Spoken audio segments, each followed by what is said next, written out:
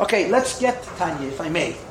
Periches, let's go. Chapter 8. We're actually starting a new chapter, which is another proof that miracles do happen, even in Beis Medrash for Noshim, Ubones 770. Yeah, Beis Chaye Periches. Now, we're in the middle of a conversation, and this is sort of the end of this conversation. It's the last leg. Yeah, and I'm going to give you the big picture. The big picture is that the Alter Rebbe began the Tanya with the proposal that L'chol ish Yisrael echad tzadik ve'echad rashi shtein neshames shtein nefoshes shenemar u'neshames ani asisi. That every person has two souls. Everybody has two souls. The tzadik and rashi has two souls. Nefesh achas is from the tzadik klipa, and it's called the nefesh habahamis. V'hiya meslabeshes b'dam ha'adam. And the nefesh Hashem is Yisrael is chelik alekam imal mamish. That's what the Tanya began, right? After the Alter Rebbe asked all the questions in Niglas, when he moved on to Kabbalah, this is how the Tanya opens. It says in Shara Kedusha L'Achav that every person has two neshamas, a godly soul and an animal soul. And the Alter Rebbe spent the last, for us, 2 years explaining these two souls. The nefesh alakis, the divine soul, is Perek Beis, Gimel Daled Hey. And I'm thinking back at the work that we did. Perek Gimel is one of the shortest plakim in Tanya. We had like 25 classes on it. Because I went through the whole nefesh. I talked about a lot of things which are not in the Tanya here. They're in Tanya in the Yeres HaKodesh. And we explored nefesh alakis. 4 chapters. 2, 3, 4, 5. These 4 chapters have basically 2 conversations, 2 discussions. The first discussion is what the godly soul is. And the second discussion was what happens when the godly soul interfaces with Torah and mitzvahs. Those were 2 conversations. What the neshama is, and what happens, or why it happens, or why it's necessary for neshama to involve in Torah mitzvahs. When we finished that conversation, when we completed that conversation, when we ended that conversation, we moved on to the next conversation. The nefesh habamis, the animals. And the animal soul also is divided into 2 conversations. The first is what the animal soul is. And the second is what happens when the animal soul interfaces with Klippa. When the animal soul interfaces with Klippa. And of course, we have different types of Klippa. We have what's called Klippas Noiga, and we have what's called Klippas Tmeis Verois Lagamri. Sholish Klippas Atmeis. Klippas Tmeis Verois Lagamri. 2 types of Klippa. And we did both things. We talked about Klippa, per se, and then we talked about a person interfacing with Klippa in doing things which are not directly Kedusha. So what have we been discussing? We've been discussing Heter and Isser. Remember? Heter and Isser, tied and untied. And over the course of the last Perek, chapter 7, we encountered what amounted to 4 concepts. 4 concepts. The first concept was called Heter. Heter means things that are untied. It's not prohibited. It's not a mitzvah. It's klipa, but it's called klipas noiga. And heter depends on kavanah. When a person engages with heter, it depends on intent. It can either go up, it can stay where it is, or it can go down, but it can always be fixed. Because it's lashon heter umud. Then we got to Isser. Isser means tied down, knotted down, trapped. And in Isser we had 3 conversations. The first conversation was that the typical inyan loy toy, the typical thing which is not good, which is called Isser, is uncorrectable, ades kates, until a person does tshuva, and so forth and so on. Okay? The second category of Isser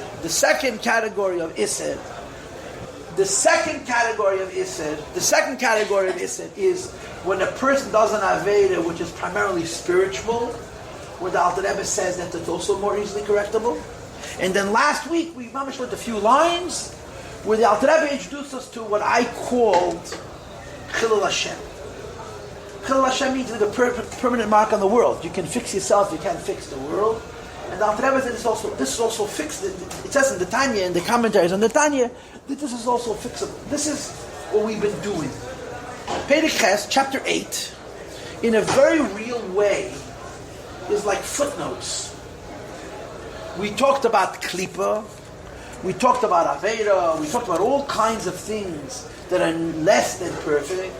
And the Alter Rebbe explained each one, gave us the definitions of each, what each one means and how it affects us and how it lasts and how we can correct it and so forth and so on.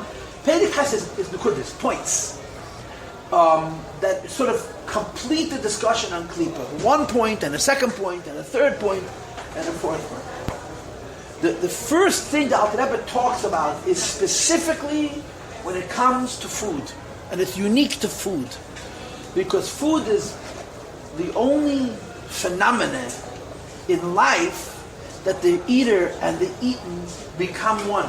Right? When you put on clothing, you can take them off.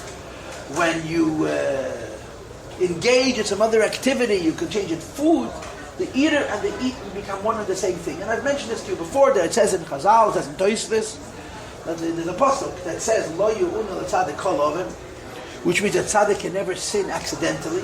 Tzaddik cannot sin by mistake, it's a pasuk. And the Chazal bring a number, it's brought in a number of places in Shas, stories of tzaddikim who sinned by mistake. And they always ask the same question, how could you say that a tzaddik can sin by mistake? There's a pasuk that says, Le'yun tzaddik al-oven, and Tosfos answers that it means b'midi da'achila. The idea that a person cannot sin accidentally is specifically about food. And perhaps the reason is what we're going to read momentarily. The Alter Rebbe is going to bring up a very powerful point. Let's read it inside. Perikes. Ve'eit zeh b'macholas hasuros. We have been generalizing, so to speak, and we've been talking about Klippa per se, Klippa in general, and we've broken it down into Heter and Isser and the three categories of Isser that we talked about in the weeks past. But there's one thing that's unique and specific to food. And what is that? Shalakach nikroim b'shem Isser. That part of the reason for why it is called Isser. Now again, the literal translation of Isser means not allowed, disallowed, prohibited. But the deeper meaning of the word Isser is shackled, is tied. In other words, when you engage with this kind of thing, you can't easily disengage. It's almost impossible to disengage. So the Alter Rebbe says, because it's just something very, very powerful. Af mi sha'achal ma'achal Isser b'lei hoyle. The person ate something which isn't kosher, and he doesn't know it wasn't kosher. Moreover, l'shem shamayim, he ate it for the sake of heaven, thinking that it's kosher, and he's eating it for a good purpose. Laved Hashem bekeach ha'achila, he intends to serve the Eibishter with this food. V'gam, moreover, po'al v'osa came, he actually did it. V'kara, he learned mikra, v'espalal, and he davened. V'koyach ha'achila, he with the power of that food. So obviously, if you ate something and then you had energy and you did something, clearly you got the energy from what you just ate. But the Alter Rebbe said something very, very disturbing. Ein hachayes sheba, even though you have gotten energy from something which isn't kosher, to learn Torah and do a mitzvah, the life of that food is not oila umislabeshes, ascend and become garmented, clothed. In the words of learning and davening, like permitted food. Permitted food is also klipa, but it's called klipas doiga. When you use it l'shem shamayim, it has an aliyah. Mipnei isura b'yidei asiter, because it's trapped, it's shackled, it's held down by klipa, mishalosh klipas atmeis, from the severe category of klipas. And then the Alter Rebbe adds, afilu isir derabbanan, even if it's only a isir midrabbanan, rabbinic prohibition. And the Rebbe brings shechamurim divrei seifrim yesem divrei teinu b'chulu. The rabbinic prohibitions have an aspect of being more serious, have been more severe than biblical Avedas. So therefore, even a davar asur, even only something which the Rabbanan Asad has the same category. One of the questions which comes up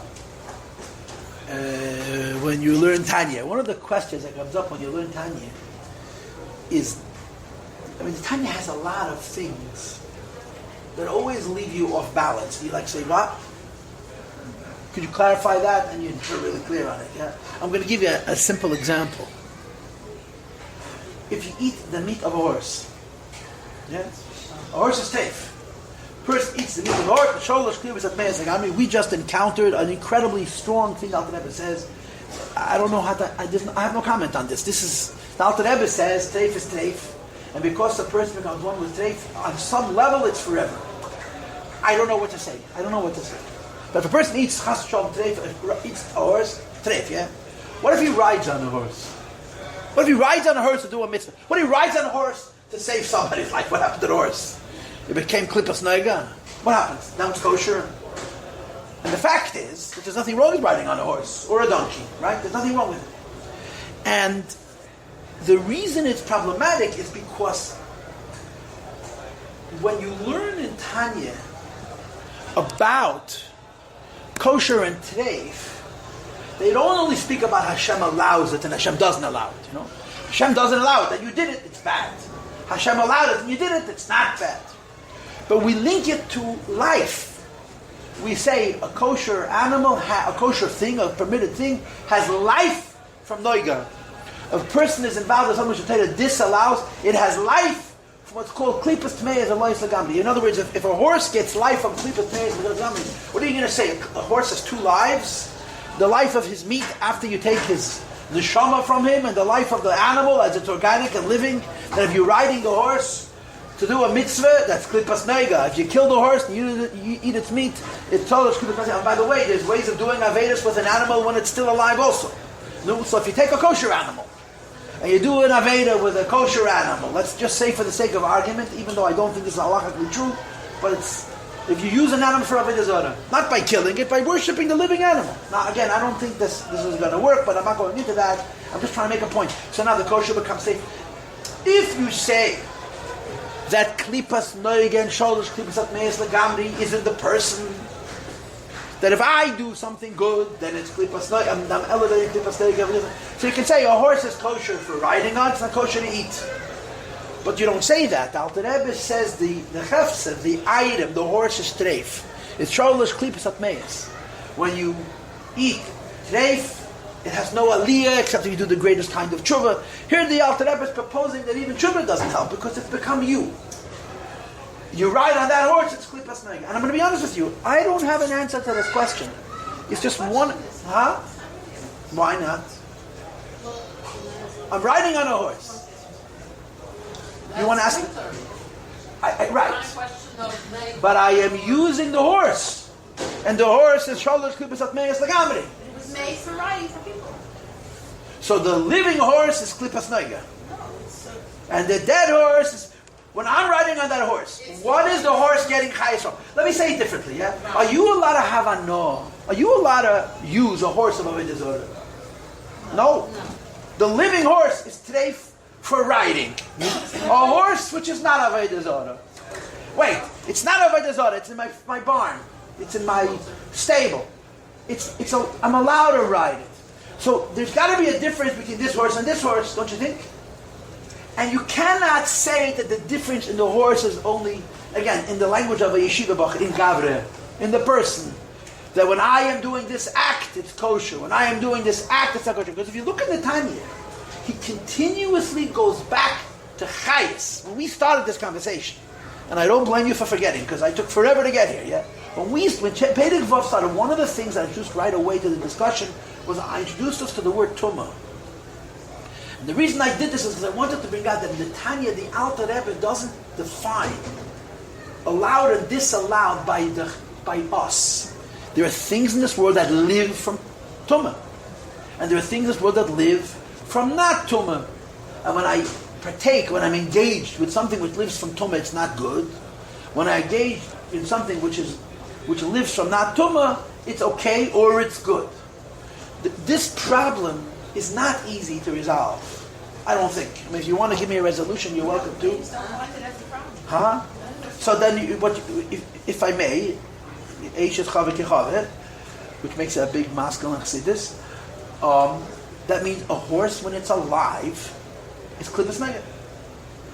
When the animal is killed, the animal's lifeless flesh is sholosh klipas atmeis legamri, but as long as the animal is alive, and I am using it in a way that Torah allows me, the life of that horse, not the life of my action, the life of that horse is klipas noiga. Understand that what we're saying says in no place. It's an invention. Now, take that horse and make it into Avodah Zorah, treif. Take that horse and make it into a shayna niskel, right? Let's say that horse, God forbid, kills a person, And the halacha of a horse that kills a person is asur b'hanoah. I'm not allowed to enjoy that horse. I'm not allowed to eat that horse, but you can't eat a horse. It's safe. I can't keep it alive. I have to kill that horse. You're not allowed to have any hanoah. So that same horse, yesterday it was kosher for riding, not for eating. Today, because chas v'sholom has ended somebody's life, a human being's life, has become teif. So you have to argue in the world of the Tanya that it's getting life from a different source. And the problem is, nowhere in the Tanya is this indicated. So it's a problem. I'm inclined to agree with you, but... 1 minute, but is it indicated other? And you said this somewhere else. Is it ever indicated? I don't know the whole Hasidus. Okay, I have the Rebbe's Yeshivas right here, okay? Now I have to be honest with you. They have an updated version. This. And I didn't bring... I don't have Perek Ches, I only have Perek Zayin. But what's written here is less than what's written here. And you're going to see soon where I'm going with this. I have a direction. I'm not going to... By the way, we're walking away from here with a question, but I have more to say on this subject. I'm raising the issue because I just want you to hear the complexities of the Tanya. There's a lot of things that after you finish learning Tanya, you always are not sure. Go ahead, Mrs. What about the idea that shvatim are compared to animals that are not kosher? Right? I mean, So that, when you're talking about the shoyrish, there's discussions in Chassidus. When you're talking about the shoyrish, the eagle and the lion, so this Chassidus actually addresses that because they've fallen so low, is that I have a hard shadish. But we're not talking about the lion in the Merkava or the eagle in the Merkava. We're talking about the treifa animal on earth, a horse, which I'm not allowed to eat its meat. And if I do, we just read the worst thing in the world. But if I ride it, or if I use it for a mitzvah, ain't kleinigkeit. Now,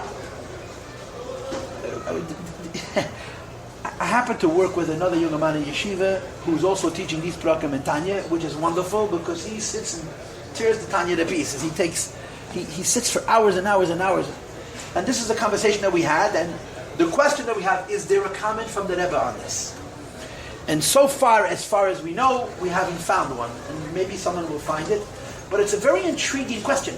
And it's intriguing again because the Tanya does not limit mitzvahs and avedas to gavra, you understand? The Tanya does not define good and evil by action. It defines good and evil by thing, by the entity.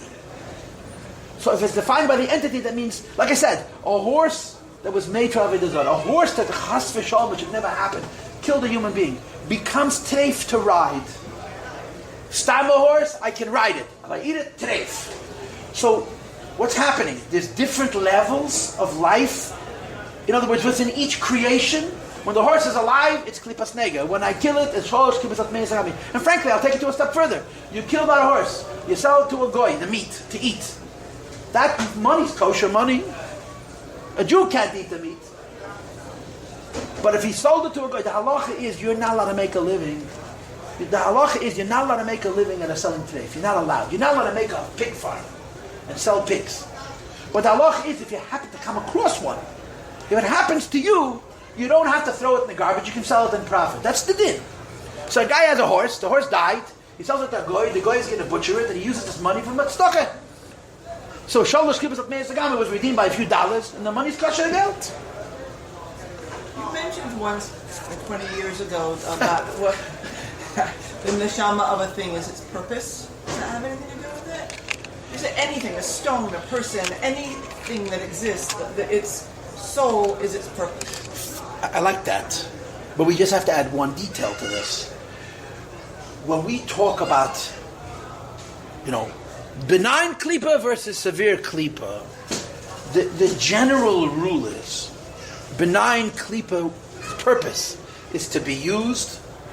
Severe klipa's purpose is to be not used. How do you elevate treif? By not eating it. When you don't eat the treif, that's the purpose why the Eibusha created this food. And there's a lot of aspects to it, but that's the basic thing. Now let me just extend this conversation to the issue we just read. And I touched on this before, and I'm going to dedicate. There's a lot of reasons why I'm doing this, and one of them is because I want to start next week the next line. I don't want to continue this page. I want to do it next week because the next shtickle is very important, and I want to give it its own time. Okay. Once upon a time, cholav akum was kosher. Once upon a time, bishul akum, afias akum was kosher. Once upon a time, you could eat chicken with milk. Do you know that? Chicken and milk is not basar b'cholav. Shocking. Nobody even knows it. Yeah. And in the Chazal, there's a whole discussion about Rabbi Yossi Aglili. Rabbi Yossi Aglili said you're allowed to eat chicken with milk. The Chachamim said you're not allowed to eat chicken with milk. Before the Psak Din, you can do whatever you want. After the Psak Din, you can't do whatever you want. So if you had a pot, and you lived the day before the Sanhedrin fixed this Indian and you cooked chicken with meat, that pot is kosher. If you did it 2 days later, you got to kasher the pot, and if you didn't kasher the pot, the food you cooked in that pot is also treif, don't ask. So here comes the question.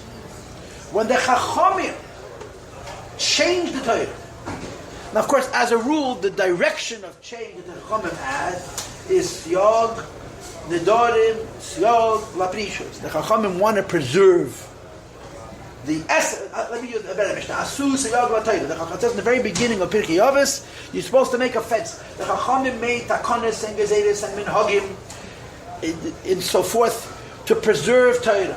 And amongst those things, many things that were yesterday kosher are today treif. Right? Like the examples that I gave. So what happened? Before the Chachamim said it was not allowed, it had life from Klippas Noga. After the Chachamim said that it's disallowed, the neshama of this food changed. A minute before it had neshama from Klippas Noga, a minute after as a neshama for Shabbos. Is that how it works? Is that how it works? Now I want to tell you why this is complicated. And I'm not saying that this necessarily bothers you, but it bothers me. Okay? We just read. Right? 3 lines from even to rabbinic prohibition. Why? Chamurim divrei seifim yesim divrei. The words of the Chachamim are more severe than the words of the Torah. So, something which is minat Torah permitted. Minat Torah it's allowed. The Chachamim came along and they made a prohibition for whatever reasons. And there's all kinds of reasons why the Chachamim would have done such a thing.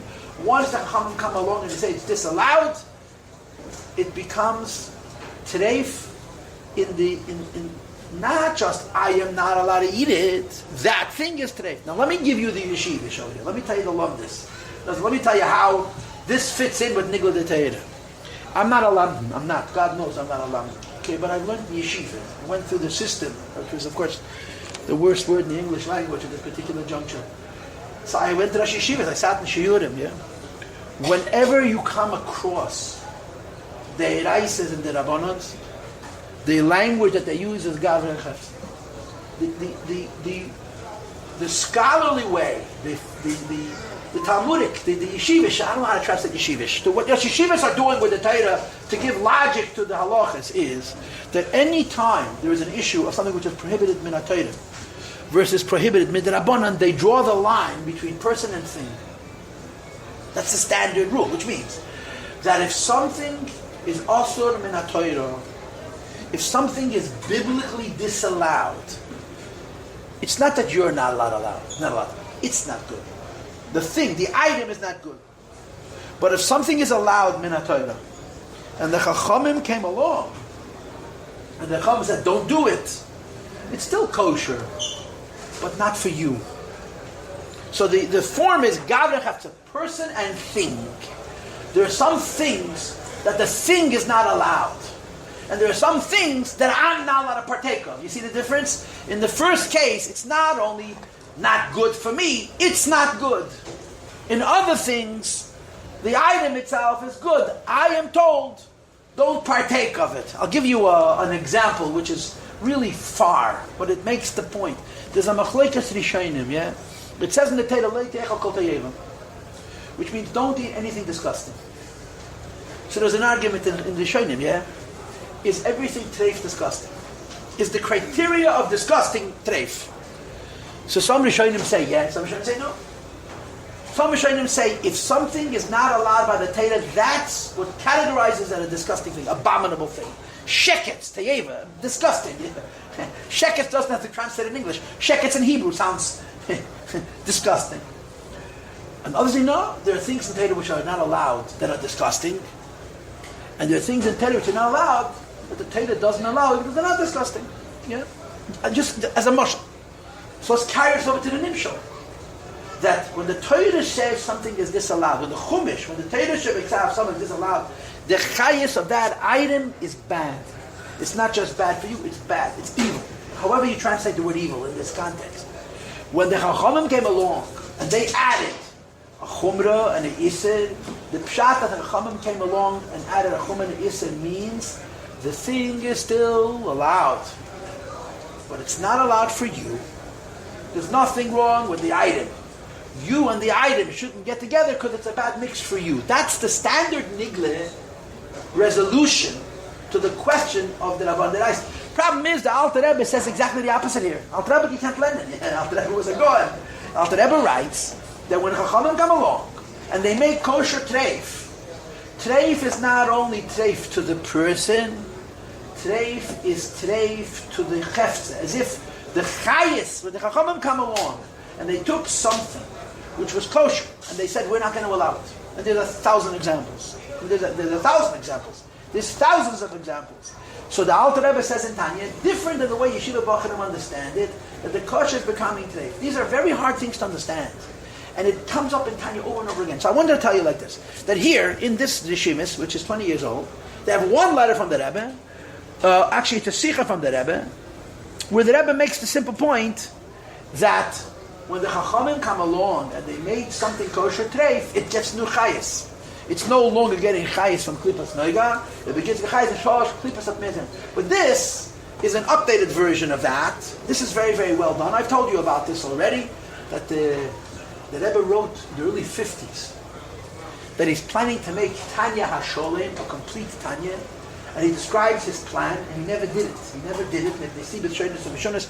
There's rumors why the Rebbe didn't do it, but the Rebbe said he's working on it, and we found out after Gimel Tammuz that it wasn't idle words. The Rebbe had actually written a commentary on the Tanya from the first page to the last page. Personally, the Rebbe wrote what we call the Shimmis on Tanya, from the first page of the Tanya to the last page of Tanya, and this is an effort at actualizing this vision of the Rebbe, which he calls Heisos Atanya Shlomo. See here, there's other letters, different letters, and what they indicate is that some places in the Rebbe's writings, the Rebbe says what I just told you, that according to Kabbalah, when Chachamim make something also, it gets chayes from a different source,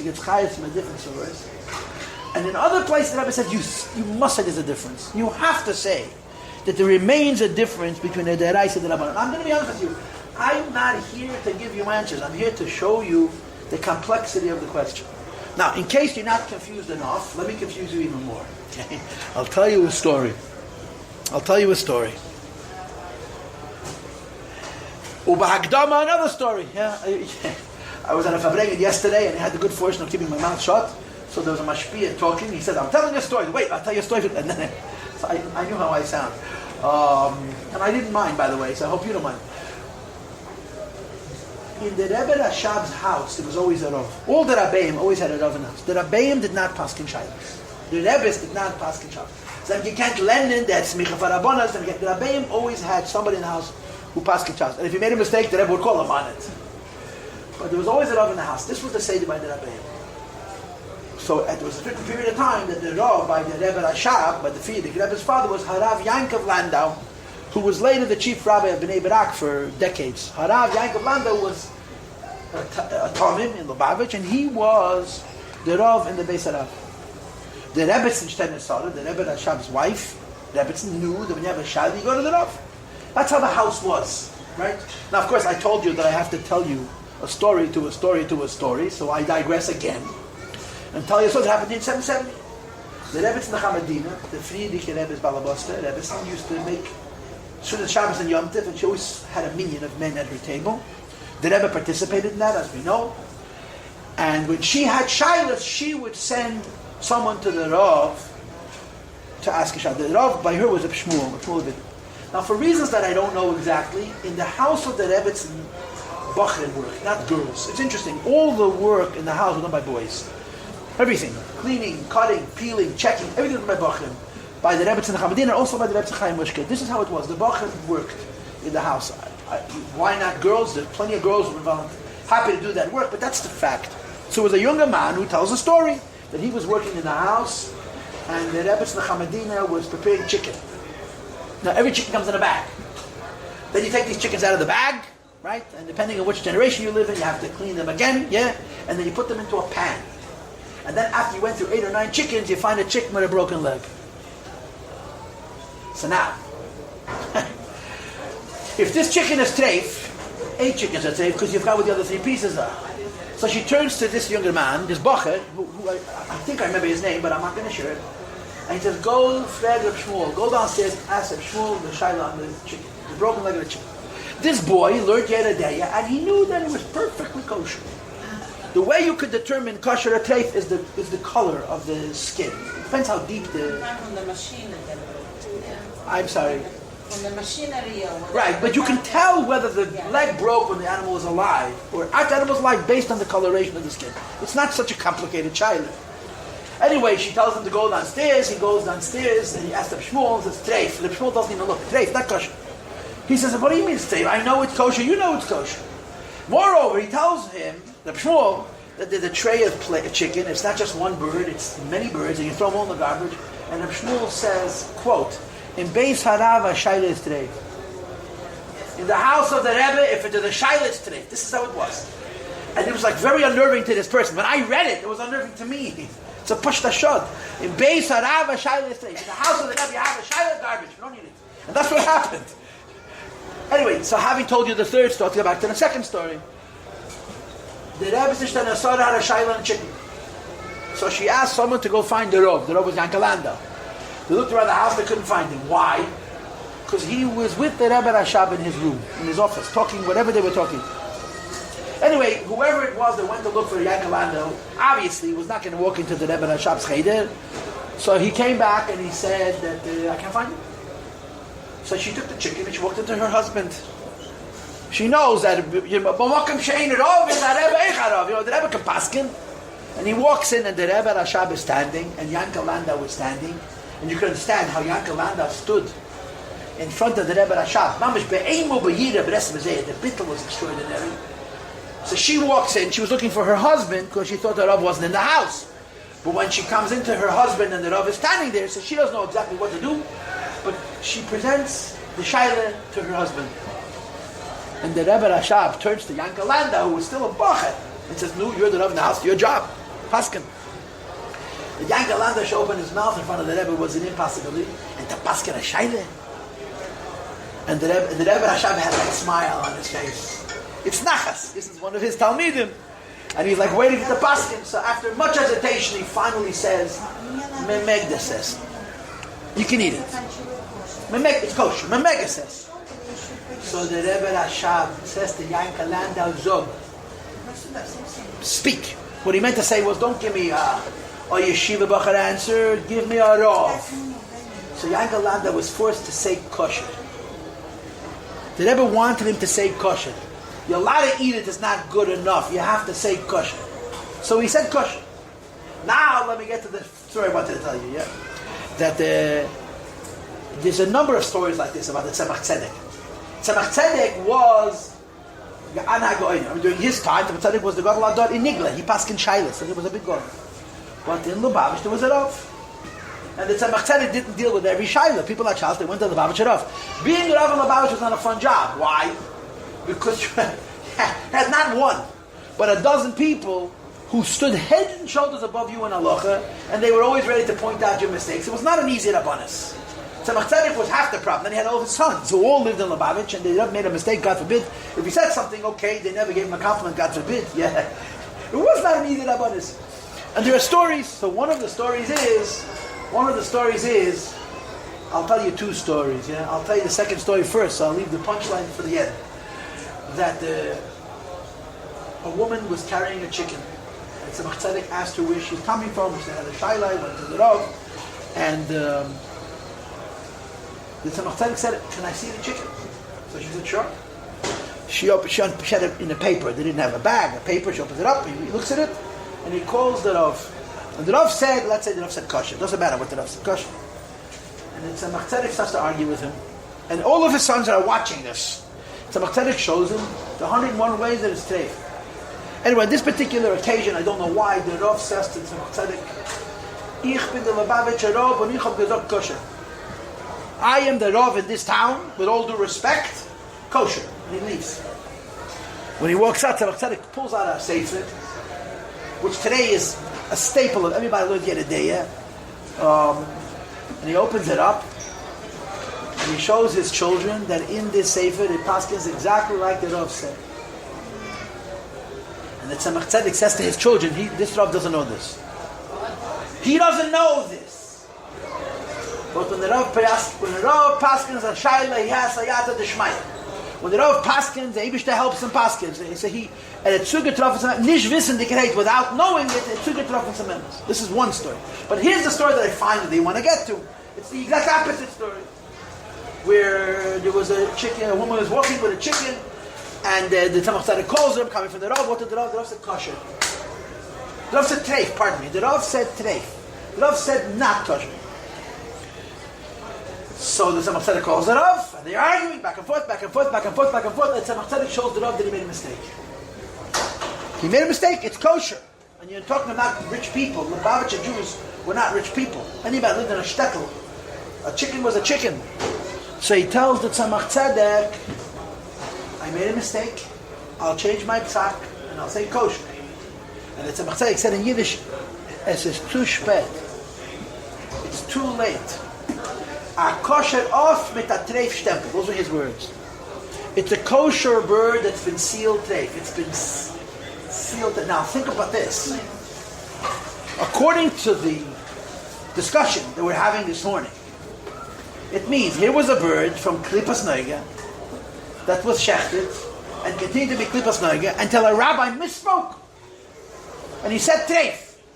When he said treif, not you're not allowed to eat this bird. This bird gets chayes, masholosh, klippas meizagam. How does this work?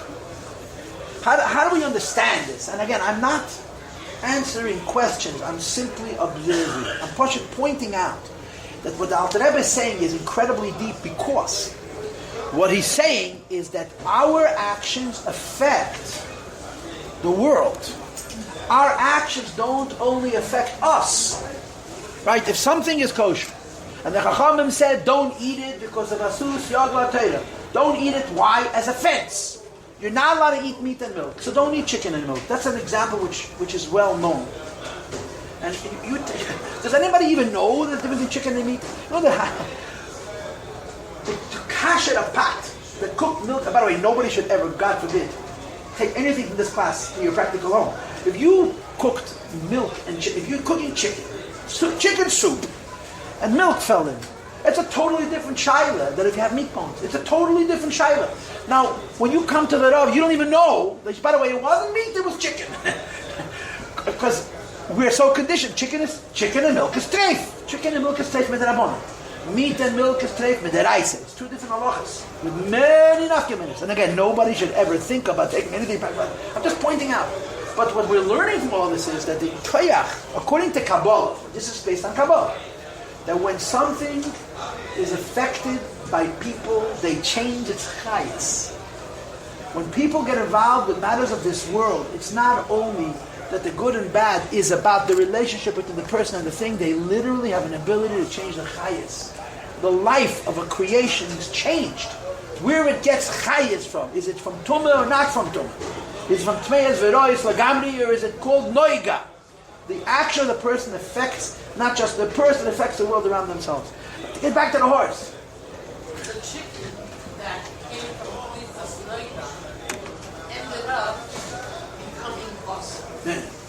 So that's okay because it was filtered to begin with. So it went down to a different level. So the chicken I had was the problem. The purpose doing that. But doesn't Noiga mean that it could go either way? Right. But noiga means it can go either way, but that even when it goes down, it can be raised back up. And sholosh klippas atmeis agamri means you can't raise Where it. it gets its highest from, that'll be another level. No, it depends on where it gets its highest from. If I ate kosher for the worst reasons, I thought it was treif, and I was defying the Eibishter, I'm going to eat chazer, and it wasn't chazer. So what happened? I can be mailit. Okay. But if it's treif, it had the best kavanah in the world, and we just learned this morning. But I'm saying a different situation. You have a chicken, No. and it was from Noiga, No. and then it became Treif. Yeah. It became Treif. Yeah. So what happened when it became Treif? It doesn't use Kayas anymore? It gets chayes from a different source. It's living from a different neshama. It's not just... It's okay, but it's alright that it changed, because in Noiga things can change. No. In Noiga, things change in a way of heter, which means it's not really changed. In Klipas Tmeis Lagamdi, it changes in a way of Issa. Remember, this is the language of the Tanya, right? The Tanya uses words very exactly. Heter means it changed, but I can always rechange it. Issa means it changed, and I can't do anything about it. I know, I heard about this, No. but I'm trying to understand, when something is Muslim and it's not used properly, then what happens? The size of that particular chicken changes? It's called Lefi Shah. Okay. And I can fix it, I can pick it up. But if it becomes treif, Yeah. it's not Lefi Shah. If I eat it, the same taiwa, Shah Shniba Zat Meis Lagamri, first of all, I don't know. Also a fair question. But clearly, it still can be raised up to Noiga. In other words, you would have to somehow understand that it's not so much in the item, it's more in the person than in the item. Because if the animal's treif is That's what treif. I'm saying. That But when the Rav says treif, that's not Lefi Shah, that's Isser. It's a new reality, it's a new material. so we deal with different Yeah. realities. You know a story with Alter Rebbe? I'll get to you in 1 second. This is one of those stories, I got to tell you this myself. That Yid came to the Alter Rebbe Shaila. This Kama Sipurim. I guess I'll tell you all my stories today, so make sure we got them all. Chas v'shalom, this is a story. That there's 2 stories I'll tell you, yeah? Also the Alter Rebbe. One story goes like this. And there could be the stories are connected, but I'm not sure. That a shoichet, a butcher, katzer, not a butcher, not a shoichet, a butcher. Now, of course, the butcher would buy an animal, usually with borrowed money. And he paid kach v'kach ruvu.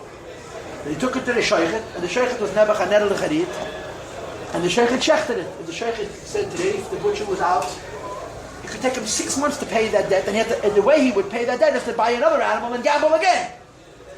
It was very, in other words, today, when you have a shaila, they send it to today for no problem. In those days, a shoichet couldn't just say today because it was people's lives depended on it. So you had to look for every way to make it kosher. But on the other hand, today is today.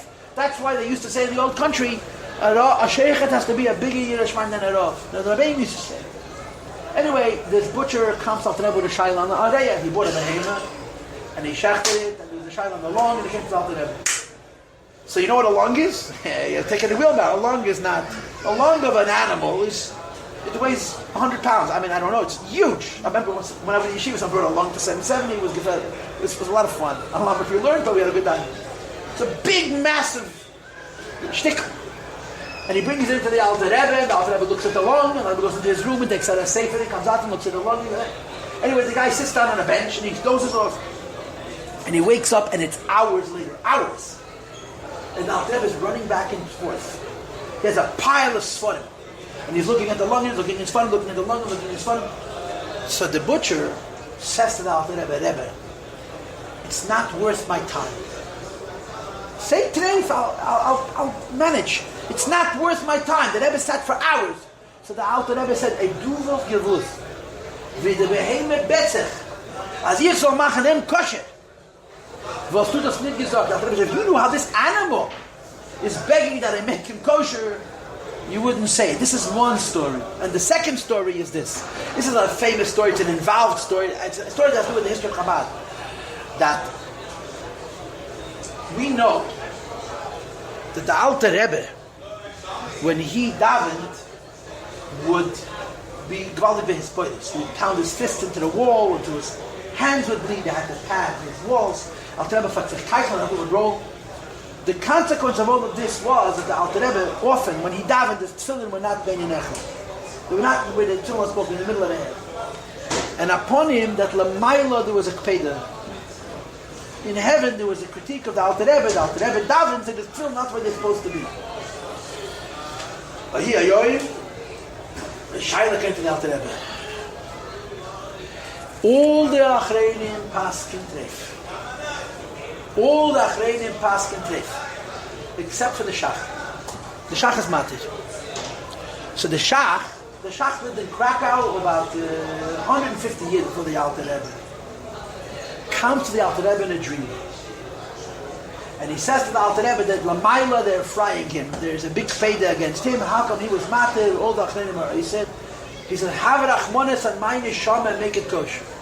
The Shach came to the Alter Rebbe and he said, make it kosher because Lamaila I'm not doing it. And you understand, I could say kosher, but it has to be, Alter Rebbe has to find the basis of Achmed kosher.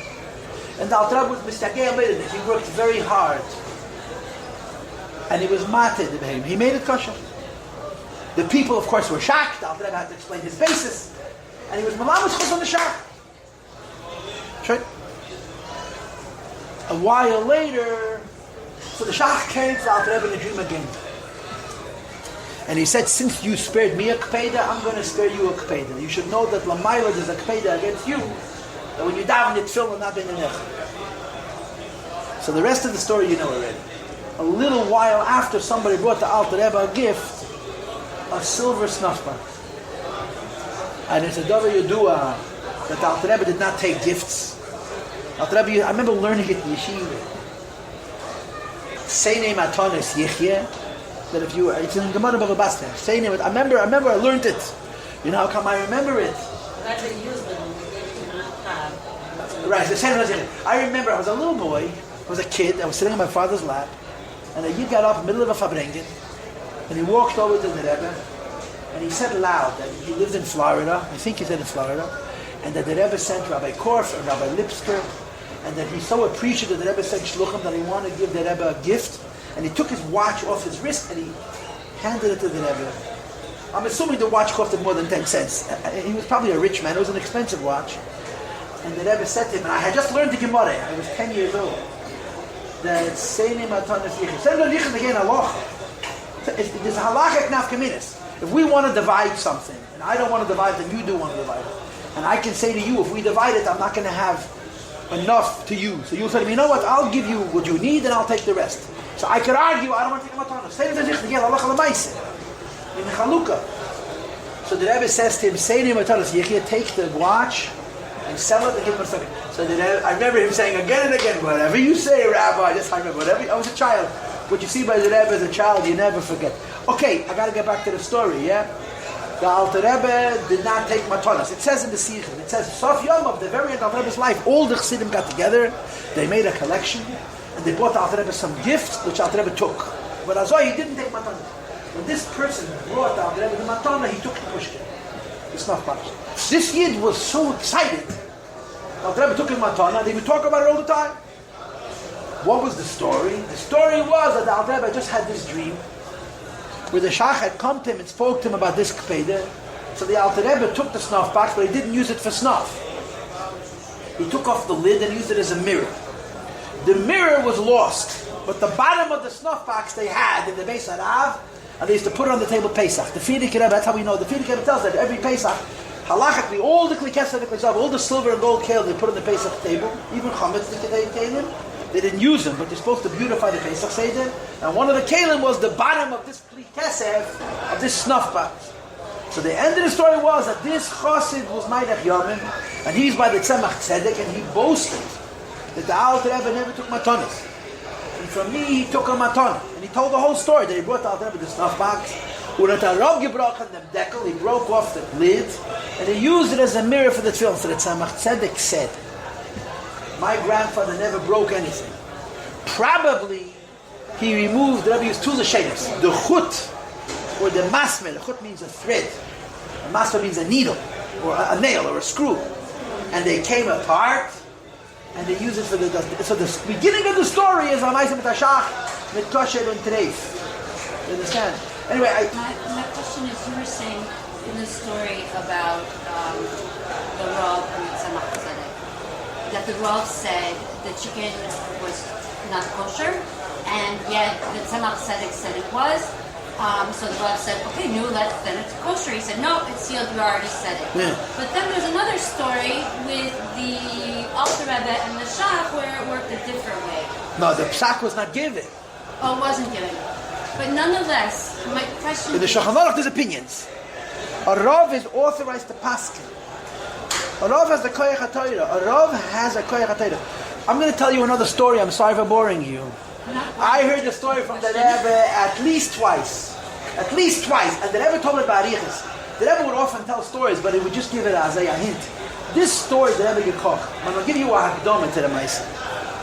The Noid of Yehuda was a misnagid. The Noid Yehuda was a menagid to the Baal Shem Tov. He really was.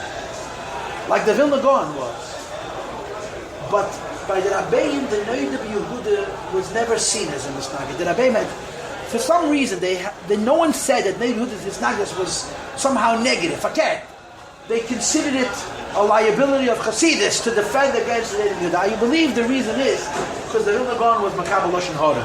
He allowed people to convince him. The Noid of Yehuda was a menagid against the Baal Shem Tov, but every single taina that he had was based on Shulchan Aruch. The Rabbeim spoke about the Noid of Yehuda glowingly. The Rabbeim said, "Gvaldik Zachen about Noid of Yehuda. Chochafilu, he was a notorious misnagid. He wrote in his sefer, Chassidus Nikosh Lebo." But anyway, so here's one of the famous Noid of Yehuda stories. I heard it from the Rebbe at least twice. That the Noid of Yehuda would travel. He was a Rav in many places. And of course, when you came to a city to become a Rav, you had to go to a Prava. A Prava meant a test. Who tested you? The Lomdim in town. In every shtetl you had people who were going to Madinah, they knew the whole Torah, and they were sitting on their hands learning Torah, and God forbid a Rav should show up in their place, and when a Paskin Shilas, they were ready to tear him to shreds, but Chas v'Shalom, they should become a Rav. No, I'm an Onav. But somebody else wants to become a Rav. They're going to tear him to pieces. The Noid of Yehuda Kent London was a big going. And he came to town, whatever town it was, Prague, I don't know what city it was, and they asked him hundreds of questions. And it wasn't one or two chavre, it was a whole group. And he answered every question correctly. And then he made one mistake. So that's it. One mistake is all you need. They showed the Noid of Yehuda that he made a mistake. And the Noid of Yehuda gave them more than keteretz. The Noid of Yehuda said, if I made a mistake, this was a hypothetical question and not an actual one. If I made a mistake, it's a raya that this was not an actual question, it was a hypothetical question. Abba Shafen Shayla. They created the Shayla. What is hypothetical? Hypothetical means it wasn't real. It was an if it will happen. And it was true. And it was true. And it was true that the Chevre created a Shayla which wasn't actual to see how he thinks. So they said to the Noid of Yehuda, how do you know? How did you know there was a hypothetical question? And the Noid of Yehuda said as follows: that when a Rav paskins a Shayla, he has Sayata Deshmaya. When the Rav paskins, Hashem helps him paskin. Hashem helps him paskin. But Hashem doesn't have to help a Rav look good. He has to help him not make a mistake, chas v'sholem, which will affect the Yidden's life. He says, if you ask me a Shayla, if this Shayla, if someone's life is going to depend on this Shayla, the Eibush is not going to let me make a mistake. But if you ask me hypothetical Shayla, so I should become a Rav in a bigger city and get a couple more ruble a week out and a little more covered, the Eibush doesn't have to help me. So if I made a mistake, then it wasn't a practical Shayla. And he got the job for this. He didn't get the job for all the Shaylas that they got. He got the job for the Emunah. He got the job for the Yiddish. When they saw who he was, that he appreciated that a Rav, Pascal Shayla was Yata Dishmaya, they gave him the job. And that's, a Rav has a koyach of Torah. So if she gives him a koyach. And there are stories, we know stories of Rabbanim who made mistakes, but because they were Rabbanim, they had a koyach of Torah, and what they said stood. But go ahead. So the question is, the Rav tried to say, okay, you say it's kosher, so then let's correct it. And the Tzemach said, no, Too late. It's sealed. Too late. It just seems to run counter to the theme of Pesach Sheni. Rav Paskin, with good intentions, it was, the Tzemach said it's a mistake. That he can't do tshuva for that mistake forever. The chicken is doomed to be tummy. I mean, it just seems... Apparently Pesach Sheni extends only to people, not the chickens. The mistake lies on the Rav. It remains an error then. There's no chance to... You heard what I'm saying? I understand the idea. You said, I completely understand. People interact with the world and we change physical things. Yes, that's known. He paskins, he realizes he needs the physical world. But the point is that the Alter Rebbe is saying that when something is treif, you can't make it kosher. That's right. True, you can't fix it. You cannot fix it. You cannot fix it. So what if, in a situation when somebody's life is in danger and if they don't eat treif, they'll die? No, then the It's a treif is mitzvah. kosher. Then it's a mitzvah. That's a different story, and that also becomes complicated. Is it hutra? It's complicated. Then it becomes a mitzvah to eat it, and then it becomes a whole shaila. Did they eat treif, or because they were mechuyev to eat it, the treif became kosher? You don't want to know that story. We're gonna end today's class right now with a big takeoff. I just want to say one thing. There's no market whatsoever for this, at least not what I know. But l'chayda, you have to say the pshat. Going back to the horse, when you're riding on a living horse, it's klipas neighbor. You have to. If the horse is treif, it should be also about no. If a horse is tamei, riding on the horse is having benefits, which is tamei. When the horse is alive, the state of that living horse, as I use it to run and do a mitzvah, you have to say that it's not awesome. And again, but there's no makkah. There's no makkah for this whatsoever. Okay, let's breathe, please, and do a yom yom. Okay?